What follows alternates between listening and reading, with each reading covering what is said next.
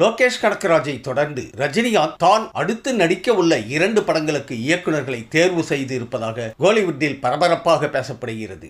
ரஜினிகாந்த் தற்போது ஜெய் பீம் பட இயக்குனர் ஞானவேல் இயக்கத்தில் வேட்டையன் என்ற படத்தில் நடித்து வருகிறார். படத்தின் ஷூட்டிங் விறுவிறுப்பாக நடந்து வரும் நிலையில் ரஜினிகாந்த் தான் நடிக்க உள்ள தலைவர் 172 மற்றும் தலைவர் 173 படத்திற்கான இயக்குநர்களை தேர்வு செய்திருப்பதாக கோலிவுட் வட்டாரத்தில் பரபரப்பாக பேசப்படுகிறது. இதன்படி கர்ணன், மாமன்னன் வெற்றி படங்களை இயக்கிய மாரி செல்வராஜுடன் 172வது படத்தில் ரஜினிகாந்த் இணைவார் என்று கூறப்படுகிறது. இதே போன்று ஜெயிலர் வெற்றி படத்தை கொடுத்த நெல்சன் உடன் தனது 173வது படத்தில் ரஜினி இணைய உள்ளதாகவும் தகவல்கள் தெரிவிக்கின்றன. வேட்டையன் படத்தை முடித்துக் கொண்டு லோகேஷ் கனகராஜ் இயக்க உள்ள தனது 171வது படத்தில் ரஜினிகாந்த் நடிக்கிறார். இந்த படத்திற்கான கதை மற்றும் திரைக்கதையுடன் ப்ரீ புரொடக்ஷன் பணிகளில் லோகேஷ் கனகராஜ் தற்போது